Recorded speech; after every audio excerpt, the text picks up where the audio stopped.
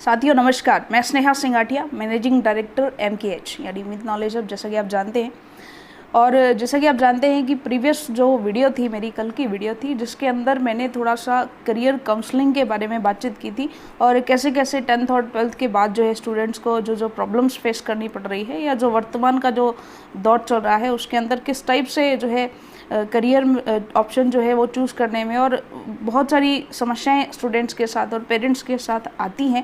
तो उसके बारे में बहुत ही विस्तृत चर्चा हम लोगों ने कल की थी और उसका जो इलाज था, हम ये कह सकते हैं कि उसका सॉल्यूशन क्या होगा, उसका तरीका क्या होगा कि उस चीज़ से हम थोड़ा सा जो है उबर पाएँ और उस चीज़ का सॉल्यूशन निकाल पाएँ।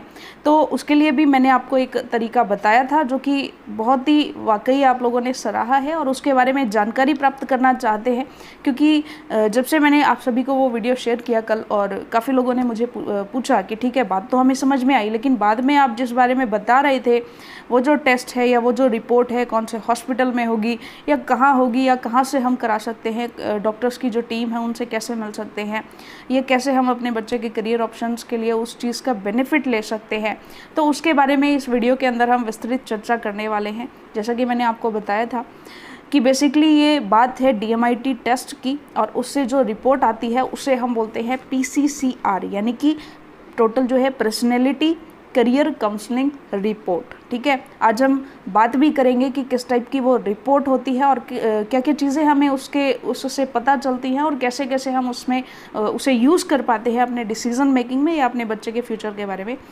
तो देखिए, सिंपल सी बात है कि जब ऋषि मुनि जो प्राचीन काल में होते थे तो वो अपने आप को, अपने इंटरनल अपनी जो पावर्स हैं उनको जानने के लिए, अपनी शक्तियों को जगाने के लिए, अपने आप को जानने के लिए वो जो है लाखों करोड़ों सालों तक यही सिलसिला चलता रहा कि उस टाइम में ऐसा कुछ होता नहीं था कि ऐसा टेस्ट करवा लें या ऐसा कुछ।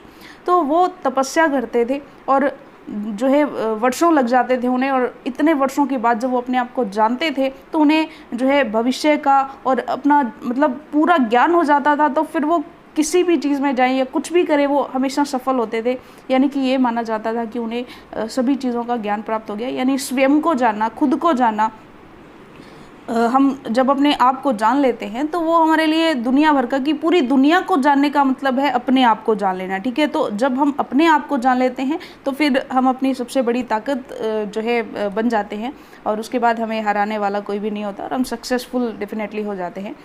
तो बात करते हैं हम सबसे पहले। देखिए, सिंपल सी बात है कि ये सिलसिला चल ही क्यों रहा है, अक्सर ये प्रॉब्लम्स आ ही क्यों रही हैं। देखिए, सिंपल सी बात है, मुझे जो चीज़ें समझ में आती हैं कि पढ़ाई है 19वीं शताब्दी की। ठीक है, पढ़ाई जो सिस्टम है वो 19वीं शताब्दी का है और मेथोडोलॉजी जो है यानी जो तरीके हैं हमारे, वो हमारे 20वीं सदी के हैं। लेकिन ध्यान दीजिएगा, बच्चे हमारे पास 21वीं सदी के हैं। ठीक है, तो 19वीं सदी की पढ़ाई है, 20वीं सदी के जो तरीके हैं, मेथोडोलॉजी है, और 21वीं सदी के बच्चे, तो भाई डेफिनेट सी बात है कि बात बनेगी कैसे। कंपैरिजन नहीं कर पा रहे हैं, मतलब कोरिलेशन नहीं हो पा रहा है इन चीज़ों का, यानी कि तरीके बदलने की ज़रूरत है।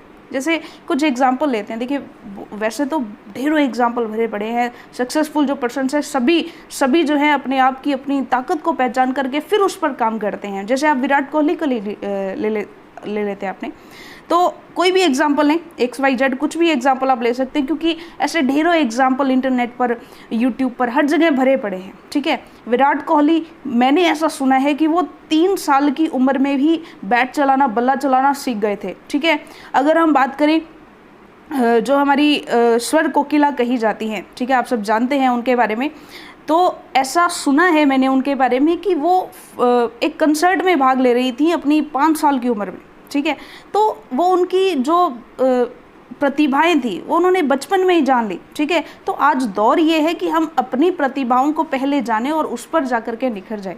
ठीक है, जैसे मान लीजिए कोई भी 10th और 12th का स्टूडेंट है, मैंने कल भी एक एग्जांपल लिया था कि अगर उसको म्यूज़िक पसंद है, मान लीजिए उसको मैथमेटिक्स नहीं आती है, उसको मैथमेटिक्स में वो बिल्कुल डम है, मतलब उसका इंटरेस्ट ही नहीं है मैथमेटिक्स में, उसका ब्रेन उसको मैथमेटिक्स में सपोर्ट ही नहीं कर रहा है। ठीक है, और हम चाह रहे हैं कि वो मैथमेटिक्स का टीचर बन जाए। अरे अगर सिंपल सी बात है, अगर उसका म्यूज़िक में इंटरेस्ट है और आपको ये चीज़ पता है, तो आप उसे मैथमेटिक्स का टीचर क्यों बनाना चाहते हैं? आप उसे म्यूज़िक का टीचर बनाइए, वो 100% सक्सेसफुल होगा उस फील्ड में। अब परसेंटेज मार्क्स उसके चाहे कितने भी आते हैं, क्या मैटर करता है भाई? हो सकता है वो मैथमेटिक्स कर रहा हो, लेकिन उस टाइम में वो म्यूज़िक सुन रहा हो, इसके कारण उसका जो है थोड़ा सा इंटरेस्ट बन गया मैथमेटिक्स में, थोड़े से नंबर आ भी गए, तो इसका मतलब ये नहीं है कि हम उसको मैथमेटिक्स का टीचर ही बना दें। ठीक है, जो इंटरेस्ट है हम उसी चीज़ को फॉलो करना चाहते हैं। ठीक है, ये चीज़ हमें पता चल गई। तो अगर वो बच्चा मेरे पास आ जाए ना, अगर मेरे पास ये पावर हो कि मुझे उसको कुछ कराना है, तो मुझे तो भाई ये है कि मुझे तो उसको म्यूज़िक टीचर ही बनाना है। अब चाहे उसके परसेंटेज मार्क्स कुछ भी आ जाएं, क्योंकि मुझे पता है इस चीज़ के बारे में, मैंने देखा है कि वाकई में, क्योंकि मैंने खुद ने भी फील किया है ना ये चीज़ कि जब आप इंटरेस्ट को फॉलो करते हो, जब आप उस चीज़ को फॉलो करते हो, जो आपका ब्रेन उस चीज़ को सपोर्ट कर रहा है, तो वो डेफिनेटली हम उस चीज़ में सक्सेसफुल हो जाते हैं। ठीक है, और आज का टाइम तो ये है कि आप अपने जो अल्टरनेट टैलेंट्स है ना, उनको जानिए, उनको पहचानिए। ठीक है, अल्टरनेट टैलेंट्स की बात करें, अबेकस सीखिए, वैदिक मैथमेटिक्स सीखिए, NLP की बात कीजिए। ठीक है, मेमोरी की जो चीज़ें हैं वो कीजिए, जिसे आप फोटोग्राफिक मेमोरी कोर्सेज कहते हैं, वो चीज़ें कीजिए। साइंस में रोबोटिक्स कीजिए। ठीक है, और जो टेस्ट है हमारा PCCR वो कराइए। अपने इनबॉर्न टैलेंट को पहचानिए और उस पर काम कीजिए। आज वर्तमान के दौर में ऐसा नहीं है कि हम सैद्धांतिक चीज़ों पर चलें। अरे भाई, अपने टैलेंट को पहचानो और उस पर काम करो, दैट्स इट।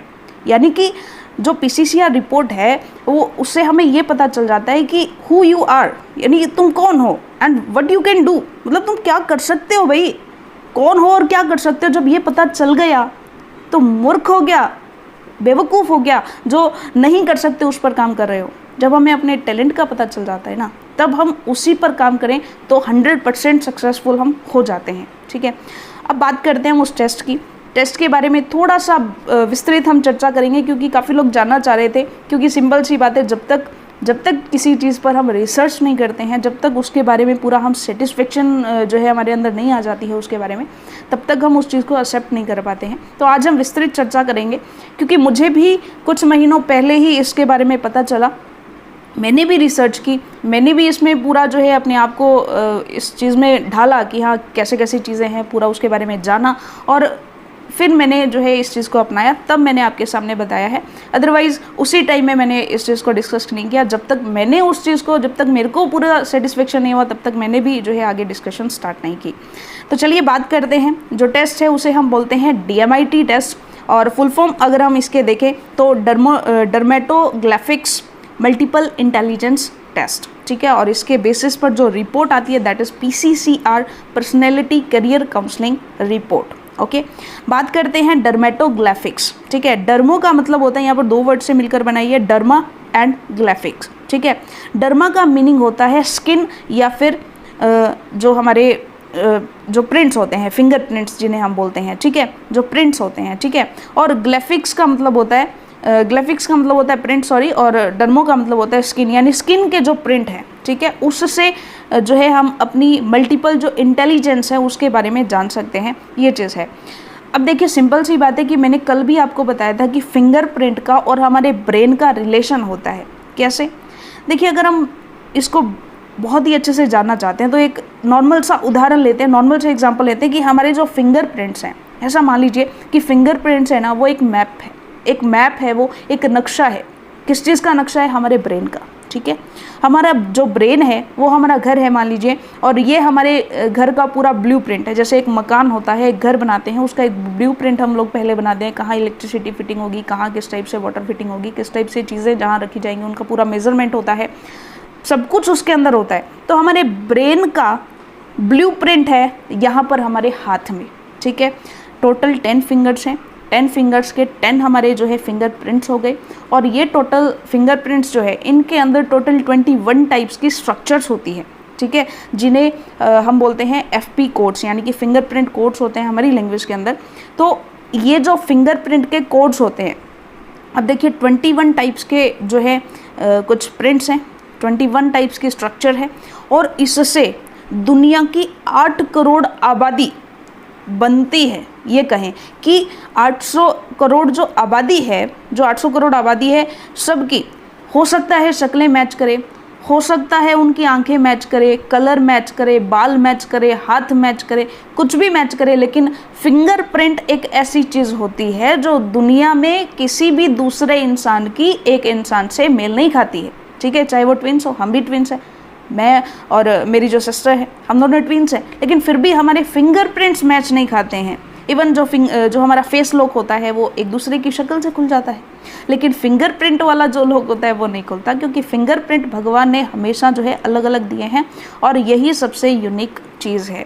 और यही चीज़ हमें बताती है कि हर एक इंसान अपने आप में यूनिक होता है, क्योंकि फिंगरप्रिंट जो है उसके यूनिक है, उसका ब्रेन यूनिक है।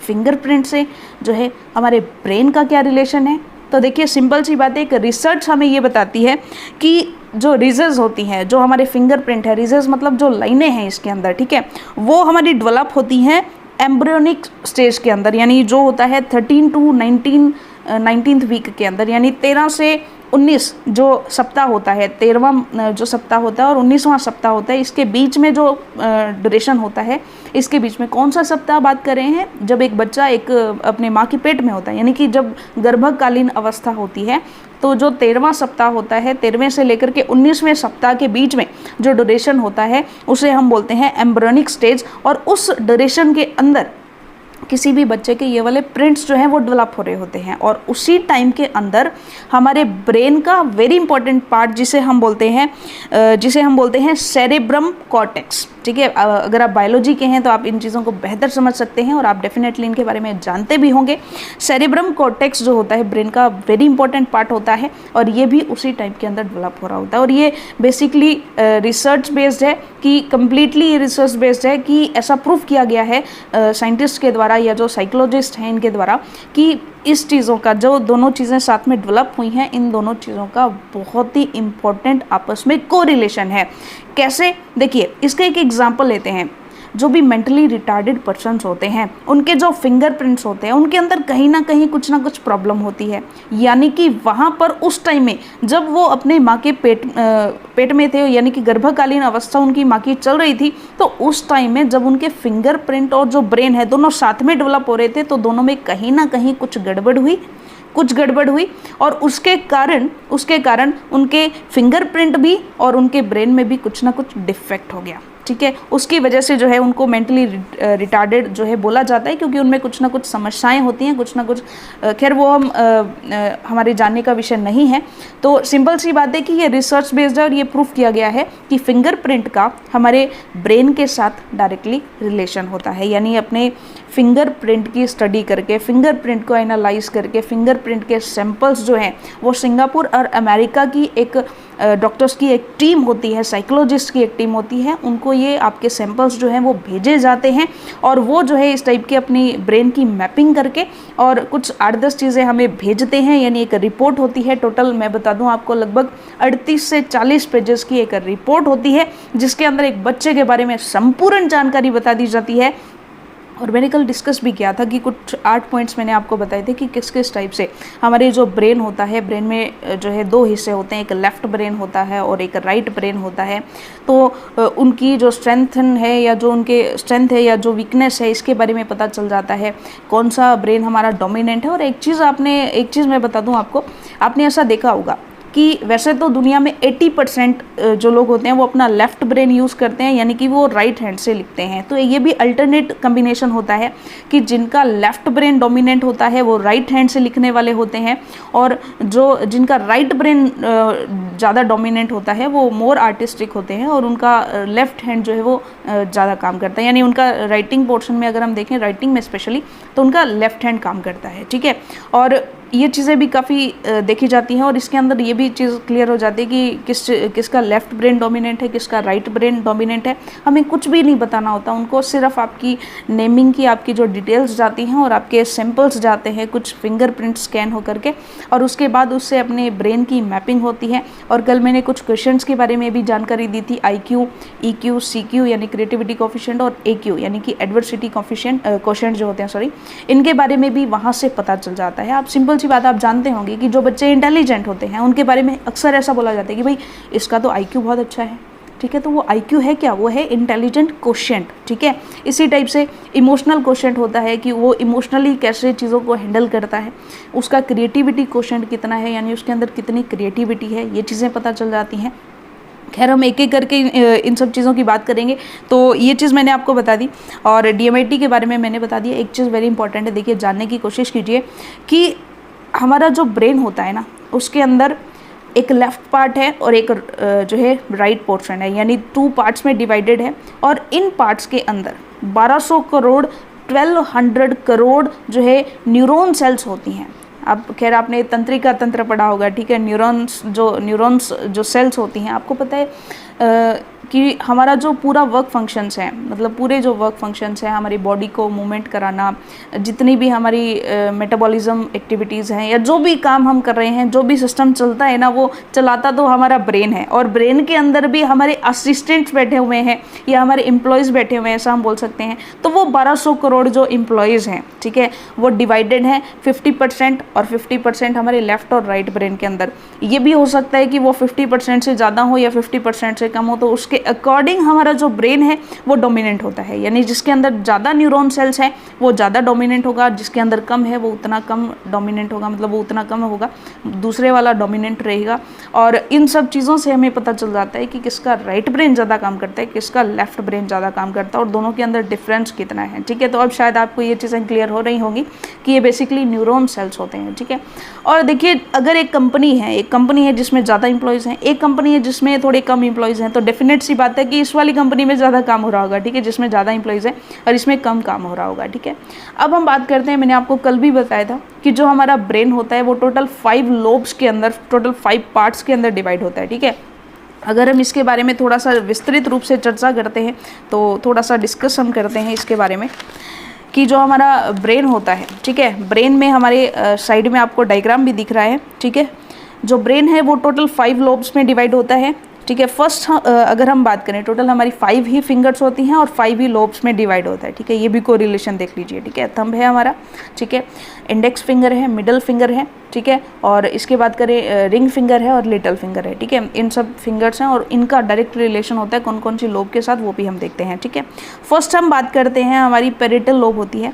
पेरिटल लोब जो है वो काइनेस्थेटिक होती है, यानी जो भी हमारी एक्टिविटीज़ होती हैं उनसे रिलेटेड होती है, उससे रिलेटेड होती है हमारी मिडल फिंगर। अब इसमें भी क्या होगा, लेफ्ट ब्रेन से रिलेटेड होगी हमारी राइट वाली मिडल फिंगर, ठीक है, और राइट वाली की होगी लेफ्ट वाली, ठीक है। ये चीज़ आपको पता है अल्टरनेट होती है, मैंने ऑलरेडी आप जो है डिस्कस कर लिया है।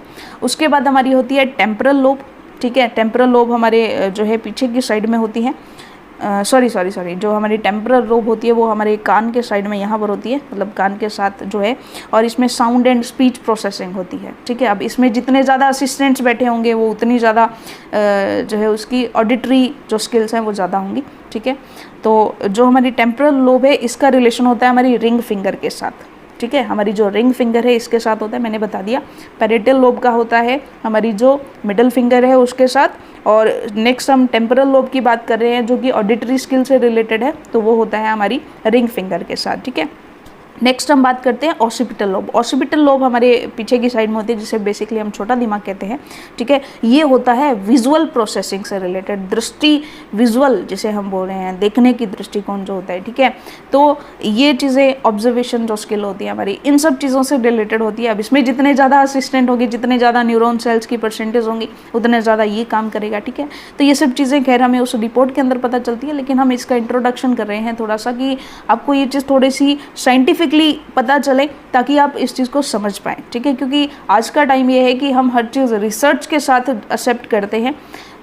तो देखिए सिंपल सी बात है, ऑसिपिटल लोब जो होती है, ऑसिपिटल लोब का हमें पता चल गया, और ये होती है हमारी लिटिल फिंगर से रिलेटेड होती है, ठीक है। नेक्स्ट बात करते हैं हम, जो हमारा बीच का पार्ट होता है यहाँ पर, ये होता है फ्रंट लोब, ठीक है। यहाँ पर थोड़ा सा आगे का पोर्शन जो होता है, ये वाला पोर्शन जो होता है, इसे हम बोलते हैं फ्रंटल लोब, और ये थिंकिंग एंड इमेजिनेशन से रिलेटेड होती है, ओके, थिंकिंग एंड इमेजिनेशन से रिलेटेड, और ये होती है इंडेक्स फिंगर से इसका रिलेशन होता है, ओके। सो नेक्स्ट होती है हमारी प्री फ्रंटल लोब, बिल्कुल फोरहेड पे होती है, जो सामने की साइड में होती है, और ये एग्जीक्यूशन या फिर पर्सनैलिटी से रिलेटेड होता है डायरेक्टली। कुछ लोग कहते हैं, हमने सुना है, आपने सुना होगा कि माथा देख करके और उसके बारे में बता देते हैं, ठीक है, फॉरहेड देख करके और उसके बारे में बता देते हैं, उसकी पर्सनैलिटी के बारे में बता देते हैं, क्योंकि कहीं ना कहीं साइंटिफिकली उनको इस चीज़ का थोड़ा सा नॉलेज होता है, ठीक है, इसलिए वो उसका जो है मेजरमेंट कर पाते हैं। तो ये वाली चीज़ जो है पर्सनैलिटी वाला पोर्शन ये रिलेटेड होता है हमारे थंब से, ठीक है, हमारे अंगूठे से रिलेटेड होता है। तो ये मैंने थोड़ा सा आप सबके साथ डिस्कस किया कि कैसे जो है DMIT एक बहुत ही साइंटिफिक टेस्ट है और इसके अंदर कौन कौन सी चीज़ें पता चलती हैं। तो मैंने सबसे पहले कल भी मैंने जो कुछ 8 पॉइंट्स डिस्कस किए थे। सबसे पहले हमें ये चीज़ पता चलती है कि हमारा लेफ्ट ब्रेन और राइट ब्रेन जो है इनके अंदर डिफरेंस कितना है, दोनों में डोमिनेंट कौन सा है, दूसरी चीज़ हमें ये पता चलती है। तीसरी चीज़ हमें ये पता चलती है कि हमारा जो लर्निंग स्टाइल है, लर्निंग पैटर्न है, वो किस टाइप का है, ऑडिटरी है, विजुअल है, ये काइनेस्थेटिक है, ये चीज़ हमें पता चलती है। फोर्थ हमने देखा कि हमारे जो ब्रेन की 5 लोब्स होती हैं, ठीक है, उनके बारे में पता चलता है कि किस में ज़्यादा नंबर ऑफ न्यूरॉन सेल्स हैं और वो किस टाइप से कितनी ज़्यादा जो है कौन सा पोर्शन हमारा ज़्यादा वर्क कर रहा है। फोर्थ हमें पता चलता है हमारी पर्सनैलिटी एंड हमारा बिहेवियर। और उसके बाद हमने देखा था कि हमारी जो स्ट्रेंथ होती है और हमारी जो वीकनेस होती है उसके बारे में पता चलता है।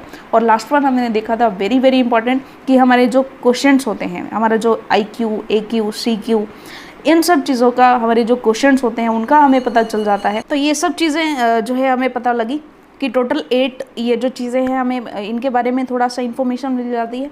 और जो स्टूडेंट्स हैं आप सबके लिए मेरी एक जो है राय रहेगी, क्योंकि इसके अंदर टोटल 160 टाइप के करियर ऑप्शंस होते हैं जिनमें से आपको सिलेक्ट करके आपकी प्रॉपर्टीज़ के अकॉर्डिंग, ठीक है, आपकी जो भी प्रॉपर्टीज़ हैं, मतलब जो भी आपकी रिसर्च करके जो मैपिंग की जाती है आपके ब्रेन के अकॉर्डिंग, जो आपका ब्रेन आपको सुजेस्ट करता है, तो उन 160 ऑप्शंस में से कुछ 40 ऑप्शंस चूज़ करके जो गाइड करता है ब्रेन आपके अकॉर्डिंग, तो उन में से 160 ऑप्शन में से कुछ 40 ऑप्शंस, और उसमें भी कैटेगरी वाइज और उसमें भी सीक्वेंस से कि किसमें आपका ब्रेन और ज़्यादा आपको जो है इफ़ेक्टिव तरीके से जाने के लिए बोल रहा है, ठीक है, एक तरह से ये कहें कि रेटिंग वाइज, ठीक है, उन करियर ऑप्शंस में भी रेटिंग कर दी जाती है और उसमें प्रॉपर्टीज़ भी डिफाइन होती है कि कौन सा करियर ऑप्शंस आपको चूज़ करना चाहिए आपकी किस प्रॉपर्टी के कारण, ठीक है, कौन सी प्रॉपर्टीज़ हैं जिसके कारण आप इस करियर ऑप्शन को चूज़ कर सकते हो और बहुत ही बेहतरीन परफॉर्म कर सकते हो, ये चीज़ आपको पता चल जाती है। देखिए सबसे पहले तो 160 टाइप्स के 160 तरह के जो है करियर ऑप्शंस, और उसके अंदर से 40 ऑप्शंस चूज़ किए जाते हैं और उसमें भी रेटिंग लगा करके दे दी जाती है कि एक ऐसा करियर ऑप्शन है जिसमें आप बहुत ही वर्स्ट परफॉर्म कर सकते हो, या फिर ये सिंपल सी बात है अगर हम कहें कि रेटिंग स्केल लगा करके दे दी जाती है जिसमें आपके 5 स्टार भरे पड़े हैं या जिसमें आपके 4 स्टार भरे पड़े हैं या जिस भी टाइप से वो रेटिंग होती है, तो उस रेटिंग के अकॉर्डिंग आप डिसाइड कर पाते हैं और फिर उन रेटिंग वाले ऑप्शंस में से आपके इंटरेस्ट फॉलो कीजिए। जब आपको इतना अच्छे से क्लासिफिकेशन मिल जाता है और आपके ब्रेन का आपका अपने बारे में जो है पता चल जाता है, फिर आप अपने इंटरेस्ट को जानते भी हैं थोड़ा बहुत, तो उस चीज़ को जब आप फॉलो करते हैं तो मुझे नहीं लगता कि इतनी क्लैरिटी के साथ जब आप अपने ड्रीम को चूज़ करते हैं और उसके साथ अपनी उन प्रॉपर्टीज़ के साथ आपका ब्रेन सपोर्ट कर रहा होता है, आपके अंदर वो प्रॉपर्टीज़ है, आपके अंदर वो एबिलिटीज़ हैं उसको करने की, तो आप क्यों नहीं करेंगे, आप क्यों नहीं सक्सेसफुल होंगे, ठीक है। तो मेरी तो यही राय रहेगी आपको कि एक बार आपको जब भी आप अपने करियर ऑप्शन चूज़ कर रहे हो, जब भी आप अपना सब्जेक्ट चूज़ कर रहे हो, जब भी आप अपनी स्ट्रीम के बारे में जो है जानकारी लेना चाह रहे हो, जब भी आप अपनी काउंसलिंग करवाना चाह रहे हो कि हमें किस टाइप से अपने लाइफ के डिसीजंस लेने चाहिए, हमारी जो पर्सनैलिटी है इसके अकॉर्डिंग हमें किस टाइप से अपने बिहेवियर चेंजेस करने चाहिए, या फिर देखिए सिंपल सी बात है, अगर हम एक एग्जाम्पल लेते हैं कि आपको अपनी लाइफ में कभी भी ये डिसाइड करना पड़े कि हमें किस टाइप के कॉम्पिटिटिव एग्ज़ाम्स देने हैं, किस टाइप की जॉब्स में जाना है या किस टाइप की जॉब हमारे लिए सूटेबल है, तो वो सब चीज़ें भी पता चल जाती हैं, क्योंकि इसके अंदर आपकी बहुत सारी टाइप्स की, जैसे आप आर्टिस्टिक माइंड है तो आपकी आर्टिस्टिक जो एबिलिटीज़ हैं उनके बारे में पता चल जाता है, आपको कौन से आर्ट सेक्शन में जाना चाहिए, ठीक है, आप म्यूज़िक में जाना चाहते हैं, पेंटिंग में जाना चाहते हैं, ड्राइंग में जाना चाहते हैं, ये किस टाइप में आप जाना चाहते हैं, आपकी स्किल्स हैं क्या, एक्चुअल में आपका ब्रेन आपको किस टाइप से गाइड करना चाहता है, ठीक है, आपकी ऑडिटरी स्किल्स अच्छी है, आपकी विजिबिलिटी अच्छी है, आपकी ऑब्जर्वेशन अच्छी है, या आपकी लीडरशिप जो स्किल है वो अच्छी है, या आपका IQ अच्छा है, आपकी एनालिटिक्स ज़्यादा अच्छी है, आप साइंस में ज़्यादा अच्छा परफॉर्म कर रहे हैं, या मैथमेटिक्स में आप अच्छा परफॉर्म कर रहे हैं, या आप जो है इंटरपर्सनल एस्पेक्ट से ज़्यादा स्ट्रॉन्ग है, इंटरपर्सनल एस्पेक्ट से ज़्यादा स्ट्रॉन्ग है, या फिर आपकी मोटर स्किल्स कैसी हैं, आपका नेचर लव कैसा है, आप जो है कितने आर्टिस्टिक है, ठीक है, म्यूज़िक के साथ आपका कैसा रिलेशन है, अलग अलग चीज़ों के साथ हर एक चीज़ के बारे में कंप्लीट इन्फॉर्मेशन मिल जाती है इस रिपोर्ट के अंदर। और पेरेंट्स भी चाहते हैं, देखिए पेरेंट्स अगर मेरे को सुन रहे हैं तो आप जानते हैं कि बच्चे आपके एसेट्स हैं, ठीक है। अब जो भी आपके एसेट्स होते हैं, और सिंपल सी बात है कि हमारे देश का भविष्य है आने वाले बच्चे जो है, ठीक है, तो उन एसेट्स को हम उस टाइप से रेडी करें, क्योंकि अब वो टाइम नहीं रहा कि हम कुछ भी करते जाएं और कुछ भी हो जाएगा, नहीं, अपनी एबिलिटीज़ को पहचानना पड़ेगा हमें, ठीक है, जो भी हमारे स्किल्स हैं, जो भी हमारी प्रॉपर्टीज़ है हमें, क्योंकि हर एक पर्सन को भगवान ने कुछ ना कुछ स्पेशल दे करके भेजा है। हर एक इंसान यूनिक है, और ये चीज़ डिफाइन करती है क्योंकि हमारे फिंगरप्रिंट्स यूनिक है, हम यूनिक हैं इस वर्ल्ड के अंदर। हर एक इंसान जो है, हर एक बच्चा यूनिक है, और उसके अंदर कुछ ना कुछ एबिलिटीज़ हैं, आप बस उसको पहचानने की ज़रूरत है और उस पर काम करने की ज़रूरत है। अब इतना कुछ बता तो दिया, लेकिन आप करवाएंगे कैसे, होगा कैसे, PCCR कैसे करवा सकते हैं, और उसके बाद उसको समझें कैसे, कहाँ से गाइड लें, ठीक है। तो एक नंबर नोट कर लें आप, यहाँ से डायरेक्ट जो MKH का हेड ऑफिस है, वहाँ से आप जो है अपने बच्चे की, अपने जो भी अगर आप अपनी करवाना चाहते हैं या अपने बच्चे की करवाना चाहते हैं, देखिए ये 3 years to 45 या 60 years के पर्सन तक भी PCCR होती है, ठीक है। पर्सनैलिटी से रिलेटेड होती है, मैरिज से रिलेटेड होती है, किस टाइप के पार्टनर के साथ, मतलब उनकी कंपैटिबिलिटी चेक भी इस टेस्ट से की जा सकती है, ठीक है। और अगर आप स्टडी पैटर्न्स जो है वो चेक करना चाह रहे हैं तो वो चूज़ कर सकते हैं, मतलब 3 years to लाइफ टाइम, ठीक है। मतलब क्योंकि 3 साल से पहले क्या है कि बच्चों की कुछ हद तक जो फिंगरप्रिंट्स हैं वो थोड़े से डेवलप नहीं होते हैं, डेवलप हो जाते हैं, हालांकि वो तो गर्भाकालीन अवस्था में ही डेवलप हो जाते हैं, लेकिन स्कैनिंग में थोड़ा सा प्रॉब्लम आती है, ऐसा माना जाता है, क्योंकि बेसिकली ऐसा होता है कि छोटे बच्चे के कुछ ना कुछ थोड़ी सी प्रॉब्लम आती है स्कैनिंग में, ठीक है। क्योंकि ऐसा सिंपली बोलते हैं, लेकिन ऐसा होता नहीं है कि उनके डेवलप नहीं होते हैं, उनके गर्भाकालीन अवस्था में ही डेवलप हो जाते हैं, ठीक है। इसलिए आधार कार्ड भी आप जानते हैं कि थोड़ा सा एज गेन करने के बाद, मतलब थोड़े 4-5 साल होने के बाद बच्चे का आधार कार्ड बनता है, ठीक है, ये चीज़ भी आप जानते हैं। और सिंपल सी बात है कि बच्चा जन्म रहा है तो उससे पहले उसको अच्छे से थोड़ा परिपक्व होने देते हैं हम 3-4 साल को, उसके बाद उसको समाज के अकॉर्डिंग चलना है। तो सिंपल सी बात है, इतने छोटे बच्चे का कोई ज़रूरत भी नहीं होती, खैर, लेकिन आप करवाना चाहते हैं तो करवा सकते हैं। और 3 साल से लेकर के लाइफ टाइम कभी भी जो है PCCR करवा सकते हैं। उसके अलग अलग मकसद हैं, क्योंकि PCCR के इतने ज़्यादा फ़ायदे हैं। हर एक पर्सन जो है अपने आप को जानना चाहता है। एक बुज़ुर्ग व्यक्ति है, रिटायर्ड पर्सन है, वो अपने आप में क्यों नहीं जानना चाहेगा, वो अपने नेचर लव को जानना चाहेगा, वो जानना चाहेगा कि किस टाइप से अब मेरी जॉब जो है, जब मैं रिटायर हो चुका हूँ उसके बाद मैं अपनी लाइफ को कैसे इंजॉय कर सकता हूँ, ठीक है। तो उसके ऑप्शंस भी उसके साथ में होते हैं, ठीक है। उसके साथ जो है उनकी वीकनेस जो होती है उसके साथ रेमेडीज़ भी मिलती हैं, उनका इलाज भी बताया जाता है, ठीक है। तो बेसिकली जो है आप अपनी सैम्पलिंग दे सकते हैं, और कॉन्टैक्ट नंबर जो है नीचे डिस्क्रिप्शन में भी है, कमेंट बॉक्स में भी जो है पिनअप कर दिया गया है, और बाकी थंबनेल पर भी आपको जो है वो नंबर मिल जाएगा। और बेसिकली मैं आपको बता भी दूँ, 9610320005, ठीक है, 9610320005, यानी कि 2000 एंड देन 5, ओके। सो ये नंबर है, और नंबर आपको डिस्क्रिप्शन में भी मिल जाएगा, और जो प्रीवियस वीडियो है वहाँ थंबनेल में भी और नीचे डिस्क्रिप्शन में भी आपको ये कॉन्टैक्ट नंबर मिल जाएगा, तो आप उस पर कॉन्टैक्ट कर सकते हैं।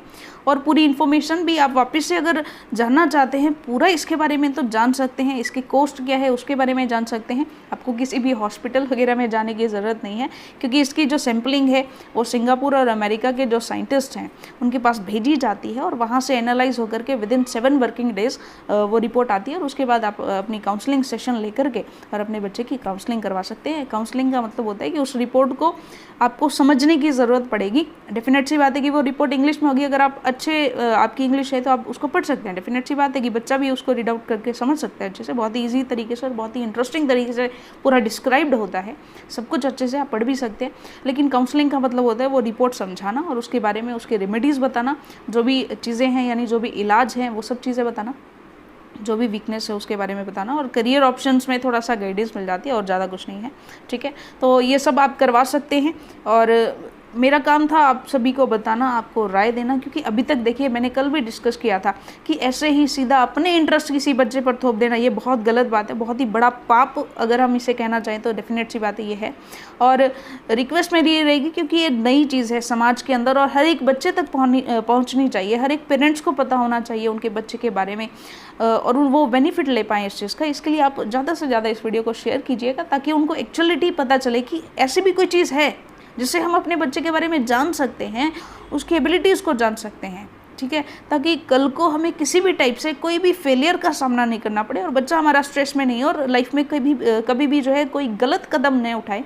और यही हमारा जो है मकसद रहता है कि हम एजुकेशनल फील्ड में हैं तो कुछ ना कुछ करें। एज अ टीचर, एज एक कंपनी के मतलब मैनेजमेंट डायरेक्टर होने के नाते मुझे यही रहता है कि एजुकेशनल फील्ड में जितना बेटर किया जाए वो हमें करना चाहिए, और बच्चों के लिए कुछ भी अगर हमें अच्छा लगता है, क्योंकि सिंपल सी बात है कि ना तो मैं डॉक्टर हूँ ना ही मैं साइकोलॉजिस्ट हूँ, लेकिन मैंने इस चीज़ में इंटरेस्ट इसीलिए लिया क्योंकि हम लोग बच्चों से जुड़े हुए हैं, ठीक है, और बच्चों के बारे में सोचना, बच्चों के बारे में करना हमारी रिस्पॉन्सिबिलिटी बनती है। और अगर आप टीचर हैं, आप पेरेंट्स हैं, अपने आसपास के जो आपके फ्रेंड सर्कल में लोग हैं उनके बच्चों तक उनके बारे में उनको बताना, इस चीज़ के बारे में आपकी रिस्पॉन्सिबिलिटी बनती है, क्योंकि जो बच्चे हैं वही हमारे समाज के जो है भावी निर्माता हैं, ठीक है। तो इसी उम्मीद के साथ कि आप जो है इस चीज़ को, इस इन्फॉर्मेशन को लाइक करेंगे, और इसके बारे में अगर और ज़्यादा आप जानना चाहते हैं तो नेक्स्ट सेशन में हम जो है इसके बारे में और ज़्यादा विस्तृत चर्चा करेंगे। तो कमेंट बॉक्स में जो भी आपका रिव्यू रहता है, जो